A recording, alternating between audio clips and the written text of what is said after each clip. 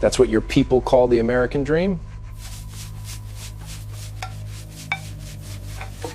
Washing dishes till your hand's the soap, cheap and disposable.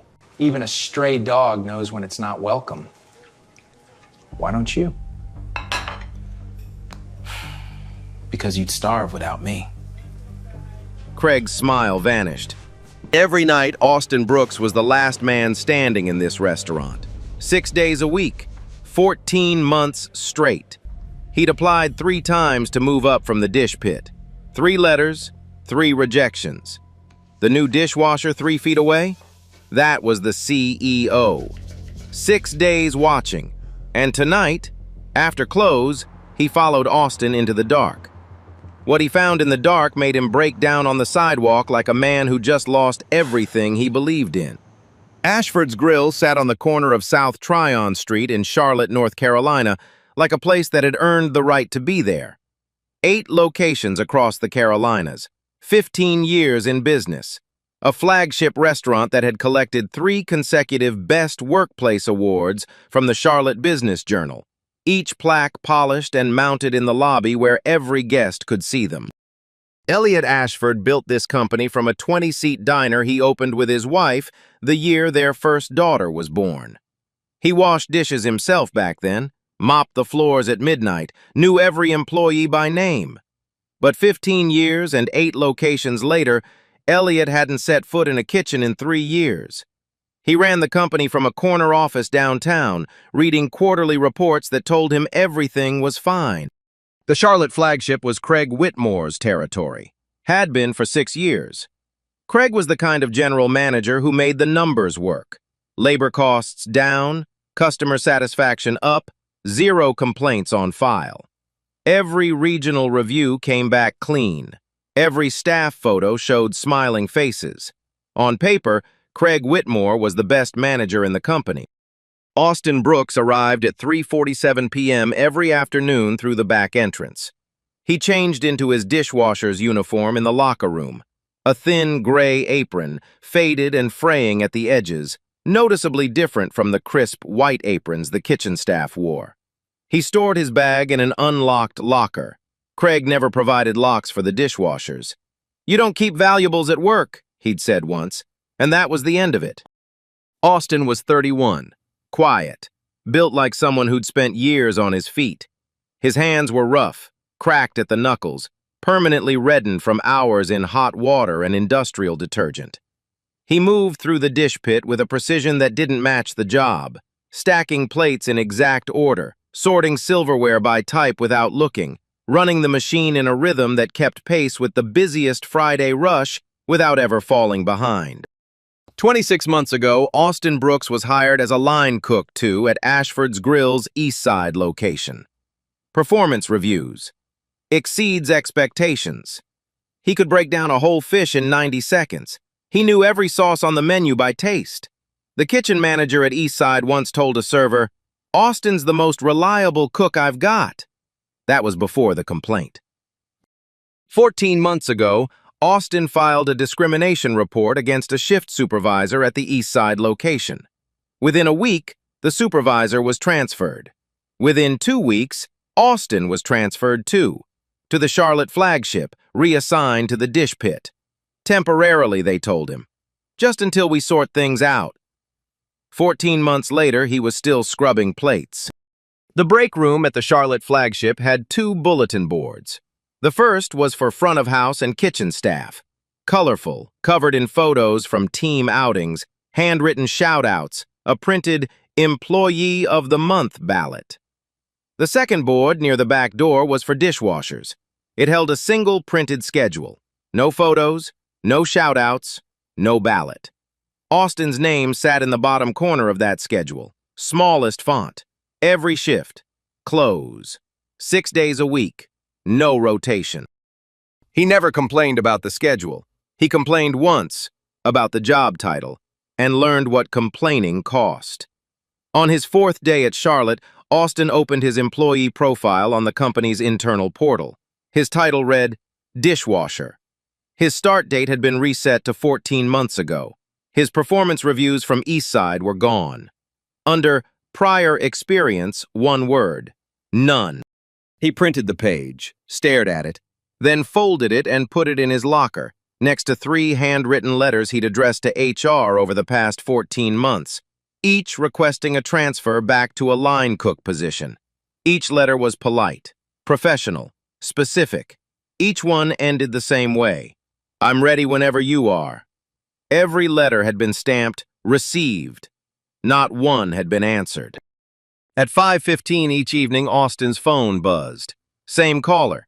He'd step out to the alley behind the kitchen, past the dumpsters, past the recycling bins, and answer. Hey, Mom. His mother's voice was thinner each week. Type 2 diabetes advancing. Her doctor had recommended surgery. The hospital had sent the estimate. Austin had read the number so many times he could recite it from memory. His dishwasher insurance didn't come close. Line cook insurance would. I'm working on it, Mom, he said, gripping the phone until his knuckles whitened. I just need a little more time. He hung up, stood in the alley for 10 seconds, then walked back inside, picked up a plate, and kept scrubbing. Tuesday morning, Craig Whitmore held his weekly staff meeting in the dining room. Every server, bartender, line cook, and prep cook pulled up a chair. The dishwashers were not on the invite list. They had never been on the invite list. Austin found out about the meeting the way he always did. From Dolores Murray, a server who'd worked at Ashford's Grill for 9 years. She caught him restocking dish soap in the storage closet. There was a meeting this morning, she said. Austin looked at her. When? 8:30, in the dining room. Nobody told me. Nobody ever does, Austin. That's the point. Dolores was 56. She had outlasted 4 general managers, 2 renovations, and a pandemic. She watched. She remembered. And she had learned a long time ago that remembering was dangerous in Craig Whitmore's restaurant. That afternoon, Craig gathered the staff again, this time in the kitchen. He stood next to a young cook named Daniels, 23, hired 5 months ago. Craig put a hand on Daniels' shoulder and addressed the room. I want everyone to congratulate our newest sous chef.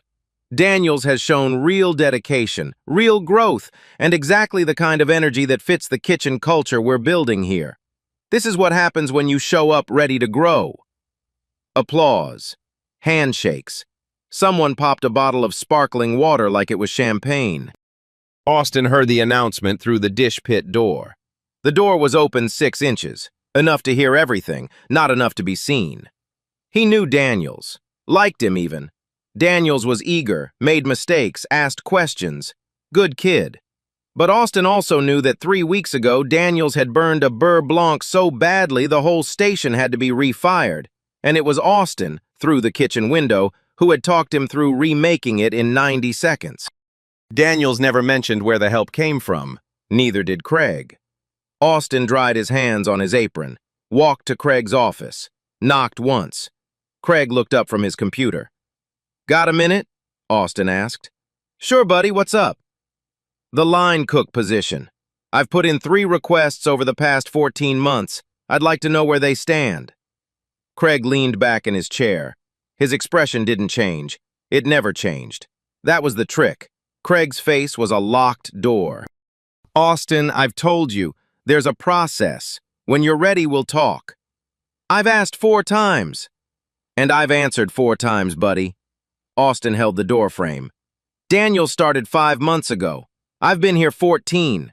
I was a line cook before I transferred. Craig tilted his head. Different situations, different skill sets. Daniels fits what we need right now. What do you need? Craig smiled. Someone who's ready. Austin stood there for 3 seconds. Then he turned and walked back to the dish pit without another word. Dolores was waiting by the ice machine. She had heard everything. The walls in this restaurant were thinner than Craig thought. You okay? She asked. Same answer as always. Dolores glanced over her shoulder, lowered her voice. I was in the meeting this morning. Craig told Daniels, in front of everyone, that they finally found someone who fits the kitchen culture. His exact words. She paused. I've been here 9 years, Austin. I know what that means. So do you. Austin said nothing.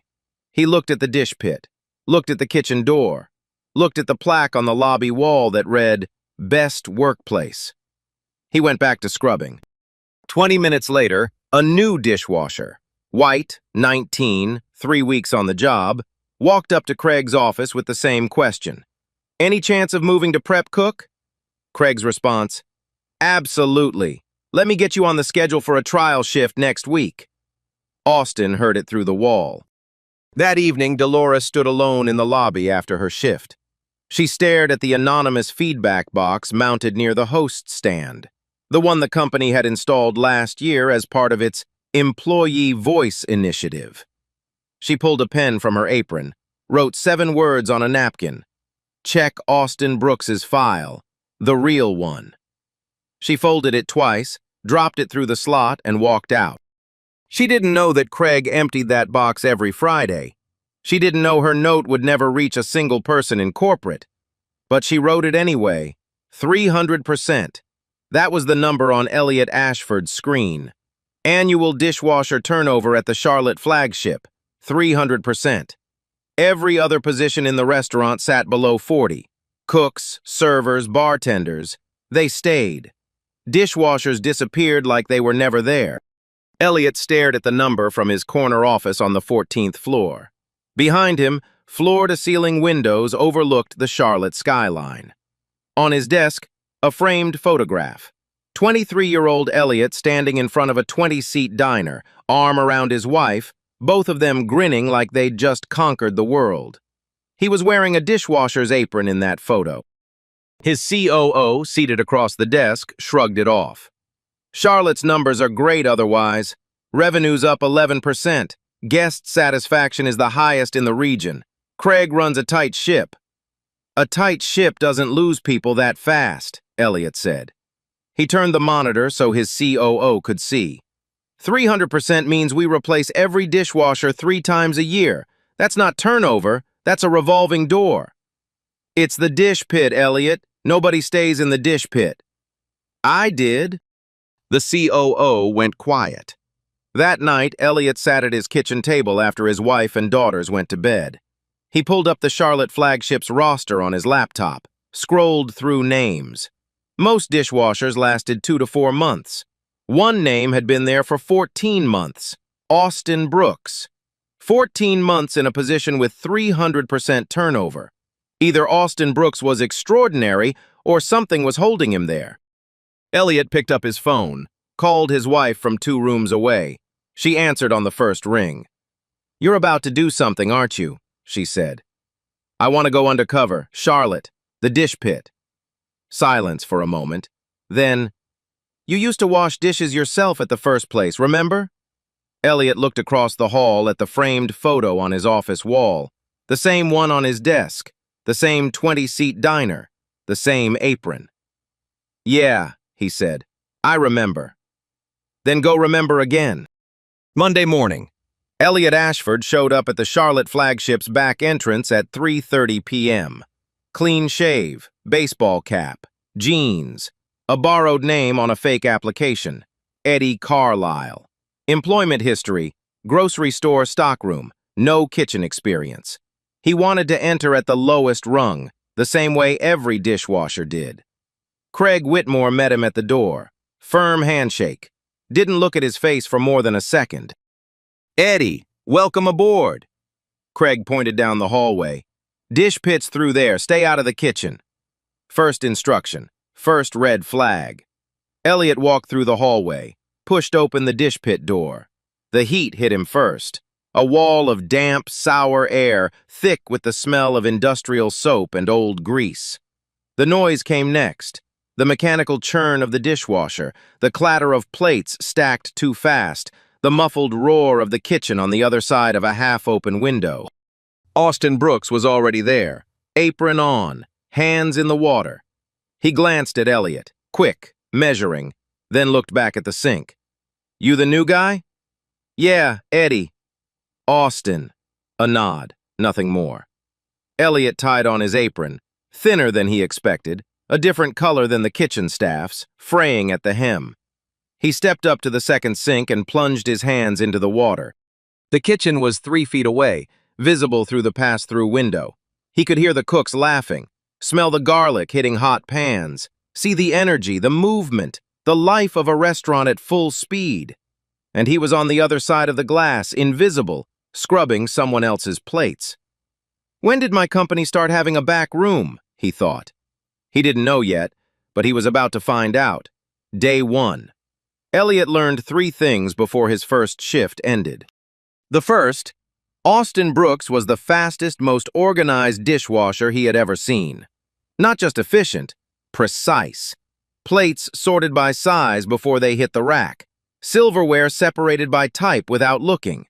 The machine loaded, run, and unloaded in a rhythm that never broke, not even during the Friday dinner slam when tickets backed up to the window and the kitchen was screaming for clean sauté pans. The second, nobody spoke to Austin unless they needed something. Servers dropped bus tubs at the edge of the pit without eye contact. Line cooks yelled for clean plates through the window and walked away before Austin could respond. Craig passed the dish pit 4 times during the shift. He didn't look in once. The third, the schedule board in the break room told a story if you knew how to read it. Elliot studied it during his 10-minute break. Every cook rotated. Mornings 1 week, evenings the next.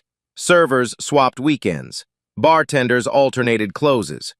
Austin's name appeared in the same slot every single day. Close, Monday through Saturday. 12 consecutive days without a day off. Elliot asked the shift lead about it. "That's just how Craig does it," she said, already walking away. "Dishwashers fill gaps." That night, as they wiped down the stations after close, Elliot tried conversation. "How long you been here, Austin?" "A while." "You ever want to cook?" Austin's hands stopped moving. Just for a second, a hitch so small that anyone else would have missed it. Then they started again. "I used to." He didn't say anything else. Day 3. Friday rush. The kitchen was a machine running hot. Every burner lit, every station slammed, tickets printing faster than the expediter could call them. Then the fish station fell behind. Daniels, the newly promoted sous chef, was drowning. 2 salmon entrees backed up, then 4, then 6. The expediter started shouting. Austin appeared at the kitchen doorway, calm, apron still dripping. "I can jump on fish," he said, "just until Daniels catches up." Craig materialized from nowhere, stepped directly between Austin and the kitchen. "Back to the pit, Austin. You're not trained for this." "I've done this before, Craig. You know I have."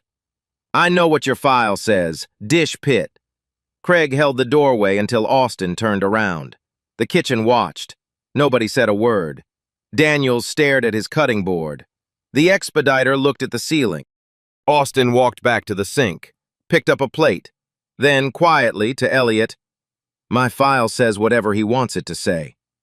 Elliot filed that sentence somewhere deep. 10 minutes later, Daniels was still struggling. The fish was going out overcooked, and a foretop had just sent back their entrees. Austin stood at the dish pit window. Without raising his voice, he called out, "Daniels, drop the temperature 20 degrees. Sear 90 seconds. Flip once. Finish in the oven. Don't touch it after the flip." Daniels looked at him, looked at the door where Craig had stood. Then he adjusted the burner. The next 4 plates went out perfect. At the end of the night, Craig clapped Daniels on the shoulder in front of the whole kitchen. "That's the kind of recovery I'm talking about. Great work, Daniels." Austin scrubbed the last sauté pan in silence. Day 4. Elliot discovered the 2-tier system. It wasn't written anywhere. It didn't have to be.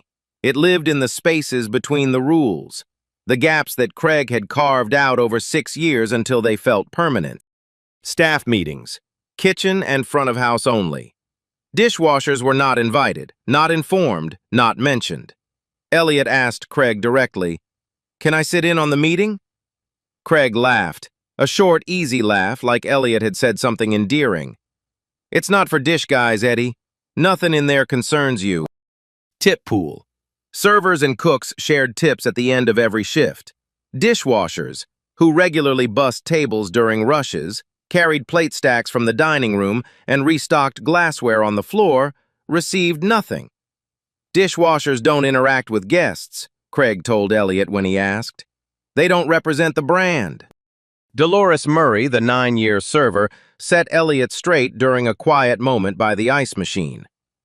Before Craig, everyone shared tips. He changed it his first year, said it was industry standard. She looked over her shoulder. It's Craig's standard. Then she told him about the overtime. Austin stayed late after every close, 45 minutes to an hour, sometimes more, scrubbing the walk-in cooler, mopping the storage room, breaking down delivery boxes. None of it was on the clock. Craig called them closing responsibilities. If Austin didn't finish, he got written up for incomplete closing duties.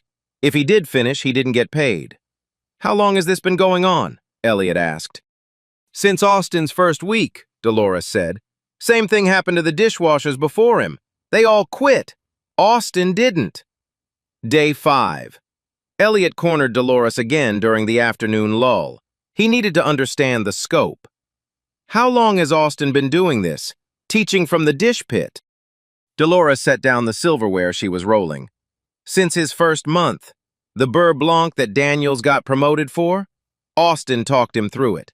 The scallop sear that got us a 5-star review last month? Austin's technique. He taught the night cook through the window. Half the things Craig takes credit for started with Austin whispering through that window. Why hasn't anybody said something? Dolores pulled out her phone, scrolled to a text message dated 6 months ago, from Craig. She held it up so Elliot could read it. Keep asking questions, Dolores, and your Saturday doubles disappear. Your call. Elliot read it twice. Dolores put the phone away. Saturdays are half my income, she said. I've got 2 grandkids. You tell me what I'm supposed to do. Elliot didn't answer. He didn't have one. Day 6. The breaking point came at 9:47 p.m. Austin was working his 12th consecutive shift. Close last night, open to close today. Less than 6 hours of sleep between them. His eyes were glazed. His movements, usually fluid, had gone mechanical. At 9:47, he lifted a full tray of wine glasses from the counter. His hands cramped. The tray tilted. 32 glasses hit the tile floor in a sound like the whole room shattering. The kitchen froze. Every head turned. Craig walked over, slow, hands in his pockets. He stood over the broken glass and looked at Austin the way someone looks at a stain on a carpet. That's coming out of your check, Austin. Austin stared at him. Something flickered behind his eyes. A flash of every shift, every ignored letter. Every time he'd been told to stay out of the kitchen he was keeping alive. Rage, exhaustion, both. Then he crouched down and started picking up the pieces with his bare hands. A shard sliced his palm. Blood ran across the broken glass. He pulled a side towel from his apron, wrapped his hand without a word, and went back to work. Nobody offered him a bandage. Nobody said anything. Craig had already walked away. Elliot stood in the dish pit, 3 feet from where it happened, holding a clean plate he couldn't feel. He stared at the blood on the towel around Austin's hand. Then he set the plate down, walked to the bathroom, locked the door, and put both hands on the sink. He looked at himself in the mirror. He built this company. This was his company. His name was on the plaques. His face was on the website. His values were printed on the wall of every location. Respect, dignity, family. His hands were clean. Austin's were bleeding. Elliot stayed in that bathroom for 4 minutes. When he came out, his face was calm. But something behind his eyes had changed. The same look a man gets when he stops investigating and starts deciding. That night, after the last plate was scrubbed and the lights went dark, Austin untied his apron, wrapped his injured hand with a fresh towel, and walked out through the back door. Elliot clocked out 2 minutes later, walked to the parking lot, got in his car, and followed him. Austin's car didn't turn toward home. Elliot followed at a distance, 3 car lengths back, headlights dimmed. They drove past the residential streets south of Tryon, past the strip malls and gas stations that marked the edge of the city's restaurant district. Austin's brake lights flashed at a hospital entrance. Mercy General. The parking lot was nearly empty at this hour. Austin pulled into a spot near the emergency wing and got out. Still wearing his restaurant uniform, damp, wrinkled, smelling of dish soap. He walked through the automatic doors without hesitation, like a man who had made this walk many times before. Elliot parked across the lot, waited 2 minutes, then followed. He found Austin on the 3rd floor, room 314. The door was open. Austin sat in a plastic chair beside his mother's bed. She was asleep. A heart monitor beeped in a slow, steady rhythm. An IV dripped. The fluorescent lights hummed, that flat, buzzing white that makes everything look tired. Austin reached into his back pocket and pulled out a folded piece of paper. He opened it carefully, the way someone handles something they've read too many times. His lips moved as his eyes traced the numbers. The paper was a hospital invoice. At the top, the surgery estimate. At the bottom, circled in pen so many times the ink had torn through. Insurance coverage, insufficient. Employer plan does not meet surgical threshold. And in the margin, in Austin's handwriting, 11 days. Austin stared at the number, put his head in his hands, held that position for 5 seconds. Then he straightened up, refolded the paper, slid it back into his pocket, and reached over to adjust his mother's blanket. Elliot stepped back from the doorway, leaned against the corridor wall, closed his eyes. The 3 best workplace plaques flashed behind his eyelids like a bad joke. He left the hospital without making a sound. It was nearly 1 a.m. when Elliot pulled into the restaurant parking lot. The building was dark. He used his master key on the back entrance and walked through the empty kitchen to the employee locker area. Austin's locker, the one he'd glimpsed on his first day, the one without a lock because Craig never provided one, was closed but unlatched. Elliot opened it. Inside, stacked neatly on the top shelf, 3 handwritten letters, each one addressed to the Human Resources Department at Ashford's Grill Corporate, each one requesting a transfer from dishwasher to line cook, each one dated, the first written 13 months ago, the last written 6 weeks ago. He picked up the first letter. The handwriting was careful, steady, the kind of penmanship that comes from someone who understands that how you present yourself on paper matters. The request was specific. Austin cited his prior title, his performance reviews, his food safety certification. He offered to take a skills test. He offered to work a trial shift without pay. Every letter ended with the same sentence. "I'm ready whenever you are." Every letter bore the same stamp in red ink. Received. Not one had a response attached. Beneath the letters, a food safety certificate, current, passed with a score of 96%. And below that, a photograph. Austin in a crisp line cook uniform, arm around a colleague, both grinning. On the back, written in pen, a date, 26 months ago, a different location, a different life. Elliot held the photograph in one hand and looked at the dish pit 10 feet away. The same man, the same company. 26 months between that smile and this sink. He put the photograph back, took the letters with him, walked to the back office, sat down, opened his laptop, logged into the company's HR system with his CEO credentials. He typed, Austin Brooks. The file loaded. Title, Dishwasher. Start date, 14 months ago.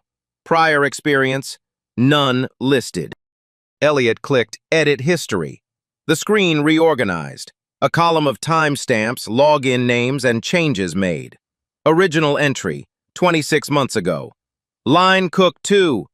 Performance rating, exceeds expectations. Supervisor notes. Exceptional knife skills. Reliable. Recommend for advancement. My, 14 months ago. Title changed to Dishwasher. Start date reset. Performance history deleted.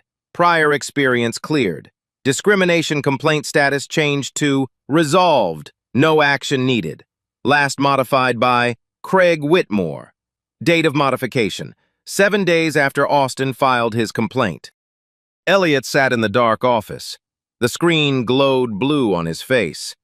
Outside, the kitchen was silent. The dish pit was empty. The plaques on the lobby wall were invisible in the dark, but he knew they were there. He could feel them.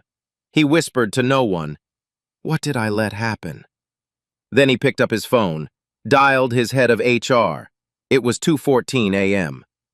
"I need a full audit on the Charlotte location. Every file, every edit, every complaint. Start tonight." 2 days later, Thursday morning, 9 a.m. Every employee at the Charlotte flagship received the same text from corporate. "Mandatory all-staff meeting, dining room, 10 a.m., no exceptions." Craig Whitmore didn't think twice. He'd run 100 of these meetings. He set up the chairs himself, rows facing the front, a podium he'd pulled from the storage closet, a projector screen he assumed was for a quarterly review slideshow. He even brewed a fresh pot of coffee. By 9:55, every server, bartender, cook, prep cook, and dishwasher sat in the dining room. Austin Brooks stood in the back row near the door, arms folded. Dolores Murray sat 3 rows ahead, clutching her apron in her lap like a rosary. Craig took his position at the front, straightened his collar, cleared his throat. The front door opened. Elliot Ashford walked in. No baseball cap, no fake name, no apron. He wore a dark suit, and he carried a manila folder in his left hand.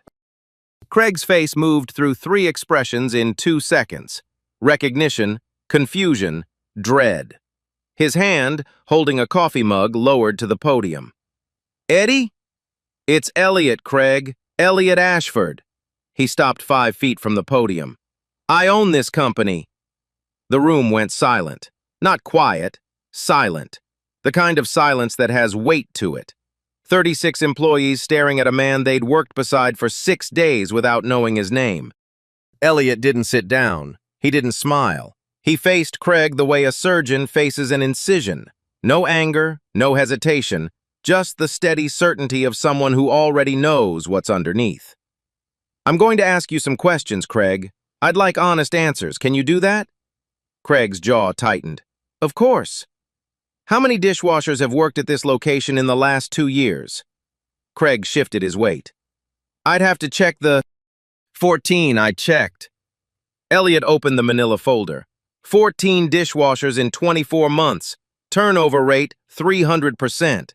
Every other position in this restaurant is below 40. He let the number sit. "How many of those 14 were promoted to any other position?" Craig's mouth opened, closed. "0, Elliot said. "The answer is 0. He turned to the projector screen, clicked a remote. 2 documents appeared side by side, blown up large enough for every person in the room to read. The left side, Austin Brooks's original HR file. Title, Line Cook 2. Performance rating, exceeds expectations. Supervisor notes, exceptional knife skills, reliable, recommend for advancement. Start date, 26 months ago. The right side, Austin Brooks's current HR file. Title, Dishwasher.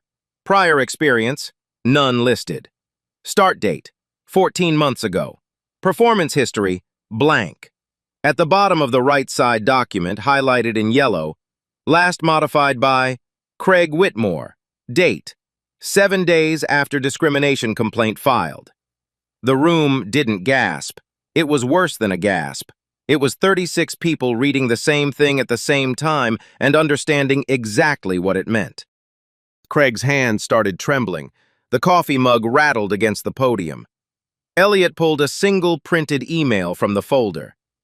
"This is an email you sent to HR 4 months ago, Craig, recommending that Austin's transfer request be denied.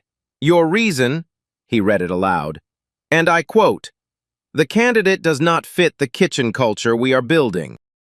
He set the email down, looked at Craig. "What culture is that, Craig? Because from where I was standing, in the dish pit for 6 days, the culture in this kitchen was being built by a man you locked out of it."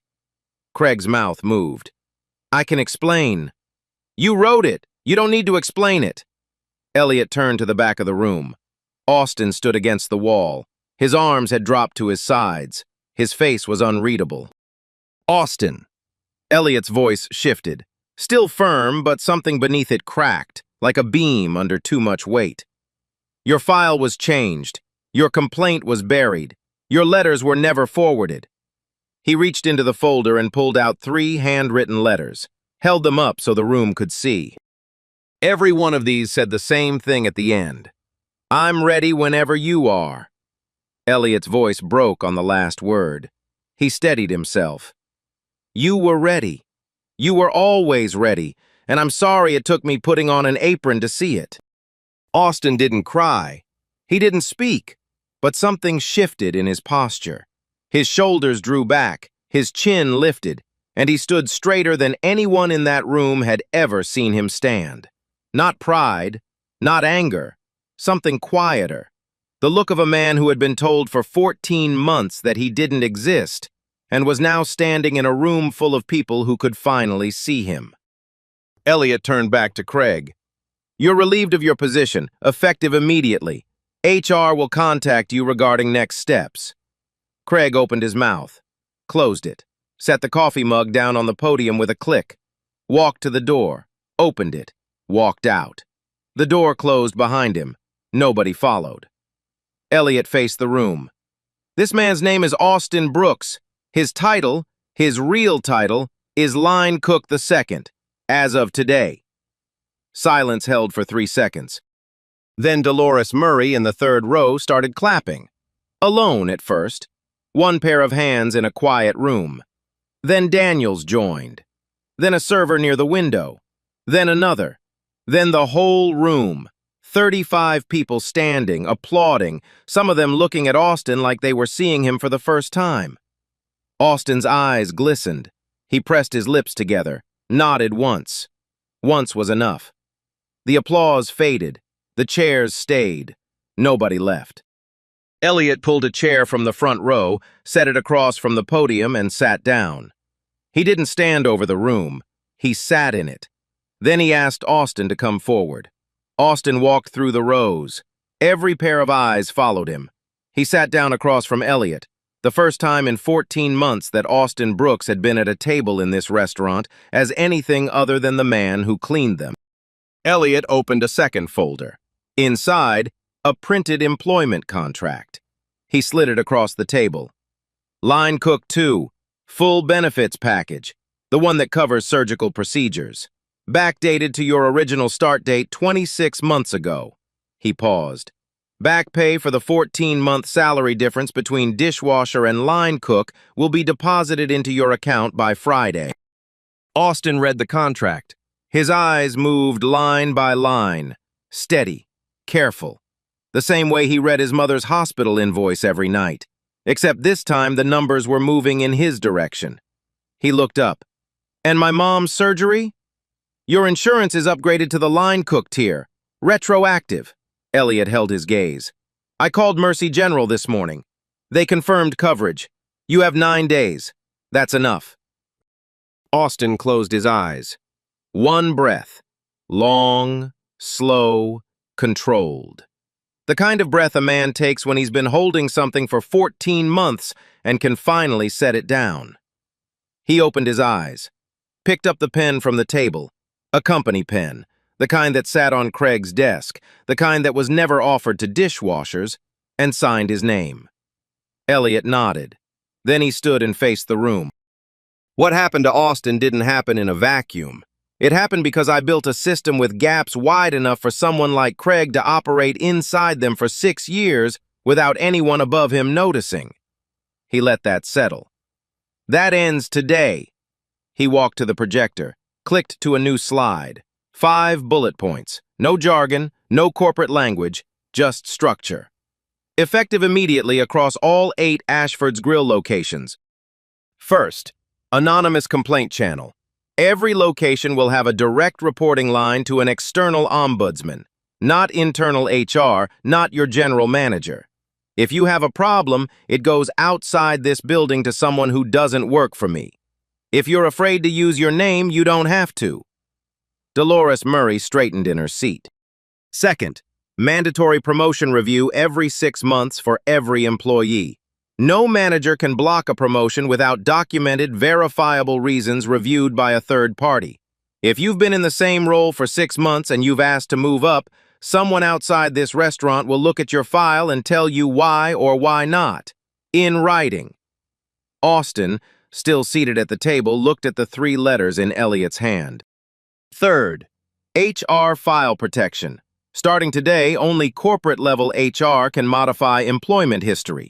Every edit requires dual authorization and a logged justification.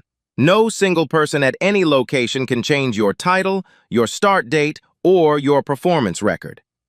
A cook in the middle row leaned forward. Fourth, tip pool equity.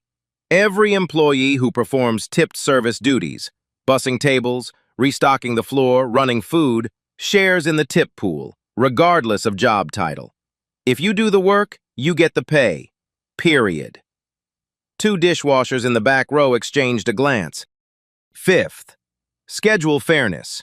No employee will be assigned more than 5 consecutive closing shifts without rotation. Close to open scheduling, less than 10 hours between shifts, is prohibited, effective today. If your schedule doesn't give you time to sleep, it's not a schedule, it's punishment. Elliot clicked off the projector. The screen went white. He walked to the lobby. Every head in the room turned to follow him. He stopped in front of the wall where 3 best workplace plaques hung in a neat row, polished, gleaming, perfectly aligned. He lifted the first one off its hook, then the second, then the third. He stacked them face down on the host stand. These go back up when every person who works in this building, dish pit to dining room, tells me they're true. He looked at the empty wall. Not before. He walked back to the dining room, stopped in front of Austin, who was still seated, the signed contract in front of him. I don't just want you back on the line, Austin. I'm forming an employee equity committee. 7 employees from different locations, different roles. People who know what it looks like when the system fails because they've lived it. He paused. I want you to sit on it. Austin tilted his head. You want the dishwasher on your committee? I want the man who wrote 3 letters nobody read to make sure no one's letters get buried again. Austin looked at the contract, looked at the letters on the table, looked at the empty hooks on the lobby wall where the plaques used to hang. I'll do it. Elliot nodded. Then he turned and found Dolores Murray in the 3rd row. Dolores, you dropped a note in the feedback box. Her eyes went wide. You saw that? Craig emptied that box every week. Your note never reached me. He paused. But your courage did, through a different door. I'm creating a direct line from every location to my office, and I need someone at Charlotte who isn't afraid to use it. He looked at her. I'd like that person to be you. Dolores gripped the apron in her lap. 9 years of watching. 9 years of remembering. 9 years of being told that remembering was dangerous. You're asking me? I'm asking the person who spoke up when it cost something. Dolores straightened her back, let go of the apron, folded her hands on the table. Then yes. The first thing Austin did as a line cook wasn't cook. He walked into the kitchen through the door, not the window, not the 6-inch gap he'd been whispering through for 14 months. The door, the same one Craig had blocked with his body on that Friday night when the fish station was drowning. Daniels was at his station, prepping for the evening service. He looked up when Austin walked in, stared at the crisp, white apron, the same kind everyone in the kitchen wore, the kind Austin had never been given. He set down his knife. About time. Austin almost smiled. Better late than never. They bumped fists. Daniels knew. He'd always known where his beurre blanc save came from, where the scallop technique came from. He just never had the power to say it out loud. Austin picked up a chef's knife from the magnetic strip. His hand, the same hand sliced open by broken glass 6 days ago, didn't shake. He turned to the prep list and started working. 2 weeks in, a new dishwasher arrived. 20 years old. First restaurant job. He stood in the dish pit doorway looking overwhelmed, already calculating how long he'd last. Austin found him during the afternoon lull. I'm Austin. I started where you're standing. How'd you get out? I wrote everything down. Every request, every idea, kept copies. He pointed to the new schedule board. Fair rotation, closing shifts distributed evenly, every name in the same font size. If something's wrong, talk to Dolores. She listens. Dolores Murray had spent 9 years watching bulletin boards collect dust. Now, she was building one. The new employee spotlight board went up in the break room. 1 board, not 2. Front of house and back of house on the same surface for the first time in 6 years. First spotlight, Austin Brooks. Dolores reprinted the photograph from his locker. Austin in his line cook uniform at the East Side location, grinning wide. She framed it and mounted it at the center of the board. Below the photo, she laminated the 3 letters. All 3, side by side, stamped "Received," each ending with the same sentence. She added a handwritten label in black marker. 3 letters, 0 answers, 1 man who never stopped asking. 3 weeks after the surgery, Austin's mother walked into Ashford's Grill through the front door. She moved slowly, still recovering, but she moved on her own. Austin met her at the host stand. His name was stitched on his kitchen whites. She looked at him, looked at the restaurant. "You work here?" "I cook here, Mom." He led her to a table near the window and disappeared into the kitchen. 5 minutes later, he came back carrying a plate. Pan-seared salmon, roasted vegetables, a beurre blanc sauce so clean it caught the light. His mother took 1 bite, set down her fork, reached across the table and took his hand, the scarred hand, the one that had bled on a towel while nobody helped, and held it in both of hers. "I always knew," she said. Austin didn't answer. He didn't need to. A Thursday evening in late October, the Charlotte flagship was between rushes. Elliot Ashford walked in through the back entrance. No announcement, no suit, jeans, rolled up sleeves. He walked through the kitchen, past the line, and stopped at the dish pit. The new dishwasher was working, the 20-year-old already finding his rhythm. Elliot stepped up to the second sink, turned on the water, picked up a plate, started washing. Austin saw him from across the kitchen through the pass-through window. The CEO of 8 restaurants, scrubbing plates in the same pit where Austin had spent 14 months. Their eyes met. Austin nodded. Elliot nodded back. No words, no speeches, just 2 men who understood what that sink meant and what it cost to stand beside it. 6 months later, Austin Brooks held the title of senior line cook at the Charlotte flagship, with a recommendation for sous chef pending review. The Employee Equity Committee he chaired had reviewed 340 employee files across all 8 Ashford's Grill locations. 12 cases of undocumented demotions were found and corrected. 3 managers were retrained. 1 was terminated. The anonymous complaint channel had received 86 reports in 6 months. Every single one had been answered. On a Friday afternoon, Elliot Ashford walked into the Charlotte lobby carrying something under his arm. He stopped in front of the empty wall, the 3 hooks still bare where the best workplace plaques had hung since the day he took them down. He looked through the pass-through window. Austin was on the line, calling orders, moving with the kind of quiet authority that only comes from someone who earned his place twice. Daniels worked beside him. The new dishwasher rotated through a fair schedule. Dolores was on the floor, seating a 4-top, her direct line to Elliot's office saved in her phone. Elliot hung the first plaque back on the wall, then the second, then the third. This time, they meant something. Next to the host stand, where Craig's feedback box used to collect dust, a new display case had been mounted. Clear acrylic, visible to every guest and employee who walked through the front door. Inside it, 3 handwritten letters, preserved behind glass. Each one stamped "Received," each one ending with the same sentence. Below them, a small engraved plate. Every voice deserves an answer. If you've ever written something, a request, a resume, an email, that nobody answered and you kept going anyway, this story was for you. Share it with someone who needs to hear it today. And if you run a team, Ask yourself one question. Whose letters are sitting unanswered right now? Subscribe, because every story we tell here is about the people the system tried to make invisible.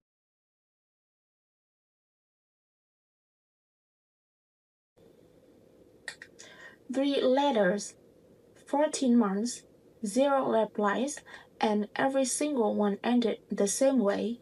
I'm ready whenever you are. Craig never find Austin. He just erased him, wiped his title, his reviews, his history, and waited for him to quit like the 13 before him. But here's what this story really taught me. You can delete someone's file, you can block them from the room, you can give their credit to someone else, but you cannot erase what a person is worth, not when they refuse to forget it themselves. And the people who try to make you invincible, they don't do it because you are not enough. They do it because you're proof that they never were. That's not just Austin's story. That's the truth that echoes in every workplace, every system, every room where someone with power decides who gets seen and who doesn't. So here's what I want you to sit with tonight. If someone erased everything on your resume tomorrow, your title, your history, your name, what would still be true about you? And who around you is being made invincible right now while you are watching? Drop your answer in the comments. Share this with someone who needs to hear it. Subscribe, because every story here is about the people the world tried to make invincible. Your worth was never up for a vote.